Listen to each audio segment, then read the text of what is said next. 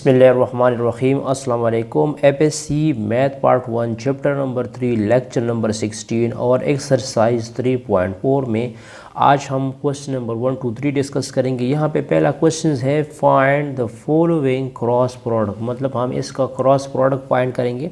तो यहाँ पे गिवन है जे क्रॉस 2j + 3k। तो ये j जो है j यूनिट वेक्टर में इन दोनों के साथ मल्टीप्लाइड कर सकता हूँ, j 2 into j cross j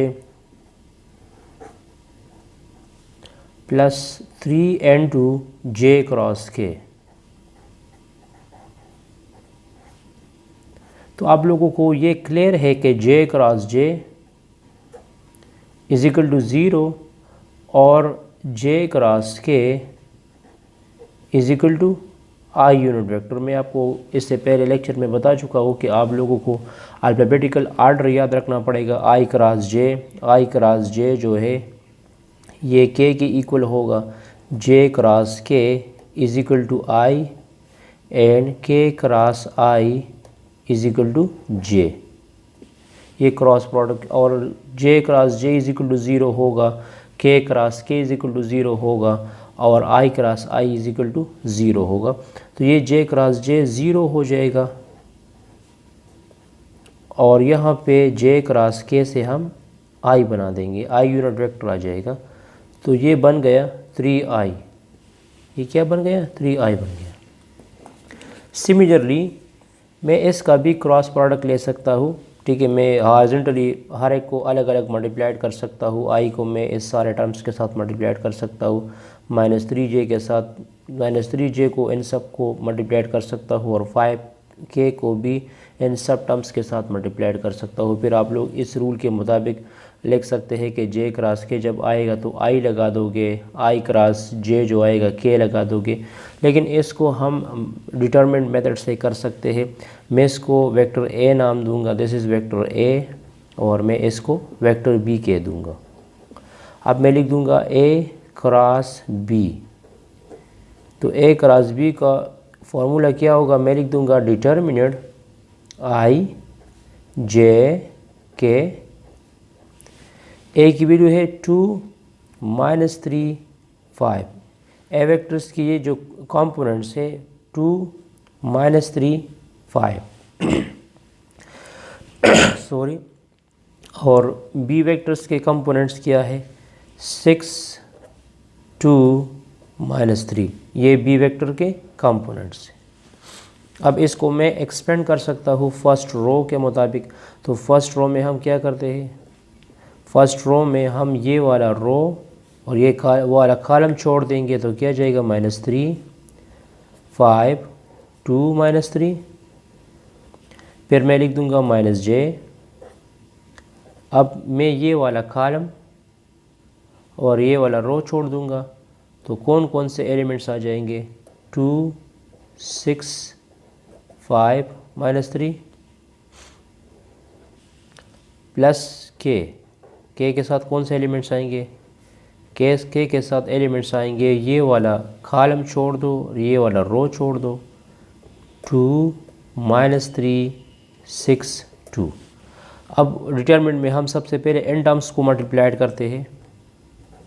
तो ये बन जाएगा 3 3 9 प्लस 9 हो जाएगा क्योंकि माइनस माइनस प्लस हो जाएंगे। फिर मैं इन दोनों को मल्टीप्लाइड करता हूँ, लेकिन यहाँ पे हम माइनस लगाते हैं फॉर्मूले में। 2 5 10 -j, यहाँ पे जाएगा -2 3 6 और फिर मैं इसको मल्टीप्लाइड करूँगा, ये हो जाएगा -30 प्लस k 2 2 4 -3 6 -18 हो जाएगा। तो ये बन जाएगा 9 -10 से -i आ जाएगा, मतलब -1 आ जाएगा। -6 -30 से -36 आ जाएगा, minus minus plus plus 36j और यहाँ पे माइनस माइनस प्लस 4 + 18, 4 + 18 से 22k आ जाएगा। तो ये हमारे पास था a क्रॉस b। अच्छा, अब मैं क्वेश्चन नंबर 2 सॉल्व करूँगा। Show that in 2 different ways that the vectors a and b are parallel. हम टू मेथड से ये प्रूव करेंगे कि ये जो दो वेक्टर्स है ये पैरेलल है। तो पैरेलल वेक्टर की डिफिनीशन इस तरह है कि ऐसे दो वेक्टर्स जिसका मैग्नीट्यूड सेम नहीं होगा लेकिन उसका डायरेक्शन सेम हो सकता है तो उसको पैरेलल वेक्टर्स कहा जाएगा।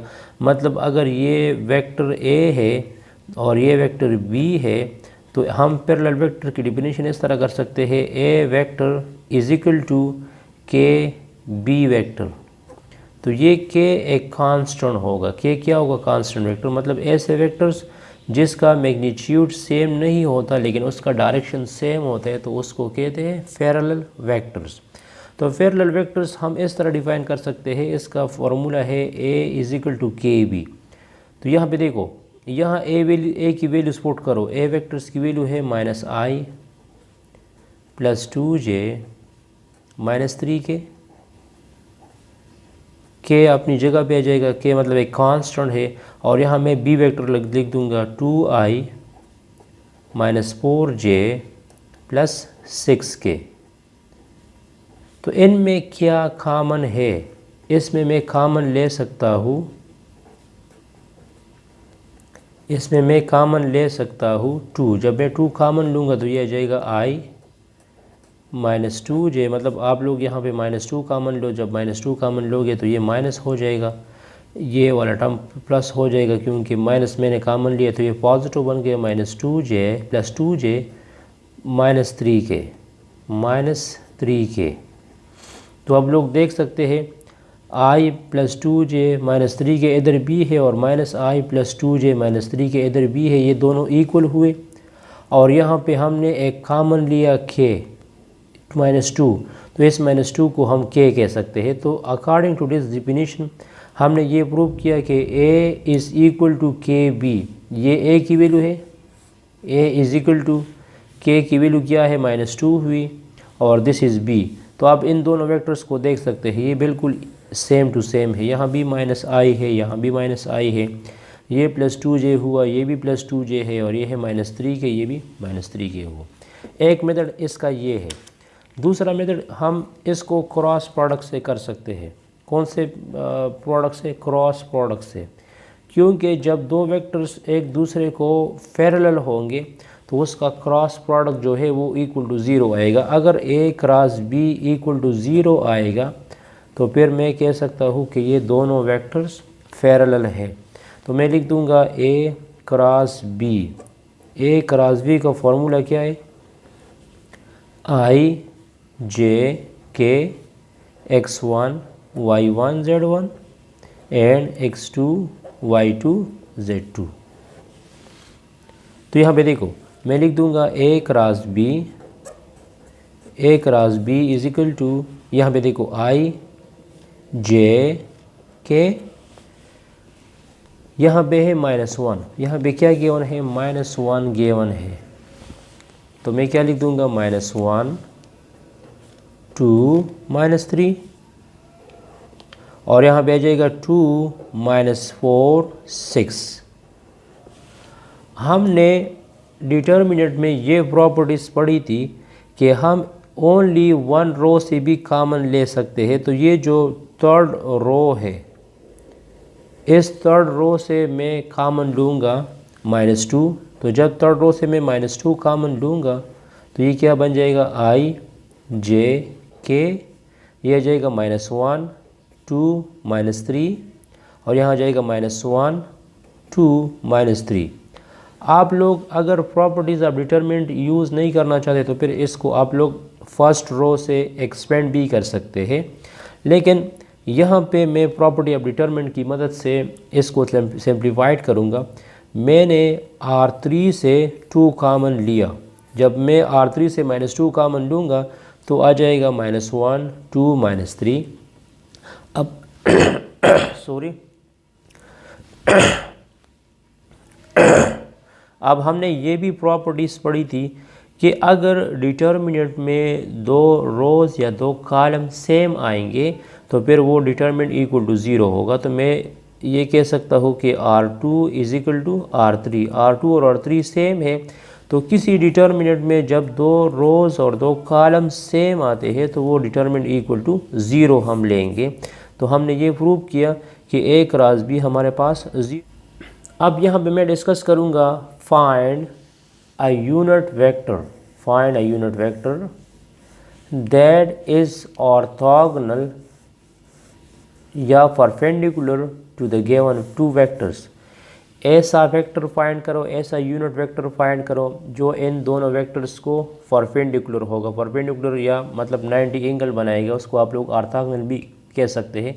मतलब suppose this is vector A and this is vector B, तो हम ऐसा वेक्टर्स फाइंड करेंगे जो इन दोनों वेक्टर्स को क्या होगा, परपेंडिकुलर होगा, मतलब 90 डिग्री एंगल बनाएगा। वो वेक्टर A के साथ भी 90 डिग्री एंगल बनाएगा और वेक्टर B के साथ भी 90 डिग्री एंगल बनेगा। तो सबसे पहले ये जो थर्ड वेक्टर है, मैं सबसे पहले ये वेक्टर फाइंड करूँगा कि ये वेक्टर क्या होगा। जब हम वेक्टर्स फाइंड करेंगे फिर उसका हम यूनिट वेक्टर निकाल सकते हैं। Suppose this is vector A और ये हुआ वेक्टर B, ठीक है। ये वेक्टर A है और ये वेक्टर B है। तो मैं थर्ड वेक्टर फाइंड करूँगा। ये हमारे पास थर्ड वेक्टर हुआ, ये हमारे पास थर्ड वेक्टर हुआ। तो ये जो थर्ड वेक्टर है ये इसको भी 90 एंगल बनाएगा और इस वेक्टर को भी 90 एंगल बनाएगा। लेकिन सबसे पहले हम ये फाइंड करेंगे कि ये थर्ड वेक्टर है क्या। जब मैं ये थर्ड वेक्टर फाइंड करूँगा तो इसका फिर मैं यूनिट वेक्टर फाइंड कर सकता हूँ या इसका मैं डायरेक्शन वेक्टर फाइंड कर सकता हूँ। यूनिट वेक्टर को आप लोग डायरेक्शनल वेक्टर भी कह सकते हैं क्योंकि ये हमें डायरेक्शन बताता है। तो यहाँ पे सबसे पहले मैं थर्ड वेक्टर फाइंड करूँगा, उस थर्ड वेक्टर को मैं सी वेक्टर कह दूँगा। तो सी वेक्टर क्या होगा, सी वेक्टर होगा A क्रॉस B, मतलब A क्रॉस B से हमारे पास जो वेक्टर आएगा उसको हम थर्ड वेक्टर या सी वेक्टर कह देंगे। तो A क्रॉस B में इस तरह ले सकता हूँ I J K 1 -2 3 and 2 1 -1। तो इसको एक्सपेंशन करो, तो इसको मैं एक्सपेंड करूँगा फर्स्ट रो से। तो -3 -2 3 1 -1 माइनस J 1 3 2 -1 और प्लस K 1 -2 2 1। तो सी वेक्टर क्या बन जाएगा, सी वेक्टर बन जाएगा +2 -3 -1 -6 और ये हो जाएगा 1 + 4। C vector is equal to -I + 7J + 5K। ये सी वेक्टर बन गया। अब देखो, अब यहाँ पे देखो C vector is equal to A cross B, ठीक है, A क्रॉस B जो बन गया -I + 7J + 5K। अब ये जो सी न्यू वेक्टर है इसका अगर मैं यूनिट वेक्टर लिख दूंगा तो इसका यूनिट वेक्टर इस तरह आएगा, C unit vector is equal to C vector divide by C magnitude. तो अब देखो सी वेक्टर तो हमारे पास ये आ चुका है। मैं इस सी वेक्टर का मैग्नीट्यूड फाइंड करूंगा। तो मैग्नीट्यूड का फॉर्मूला क्या है, मैग्नीट्यूड का फॉर्मूला है x² + y² + z²। तो यहाँ वैल्यूज़ लगा दो, यहाँ आप लोग पुट करोगे -1² + 7² + 5²। तो -1² से 1 आ जाएगा, सी वेक्टर इससे आ जाएगा, इससे आ जाएगा 1 + 49 + 25। तो ये बन जाएगा √75, ठीक है, बन जाएगा √75 बन जाएगा। अब जो सी वेक्टर है, सी वेक्टर मैंने इस तरह लिखा, सी यूनिट वेक्टर मैंने लिखा है C vector divide by C magnitude. तो सी वेक्टर की वैल्यू क्या है, सी वेक्टर की वैल्यू है -I + 7J + 5K divide by √75। तो ये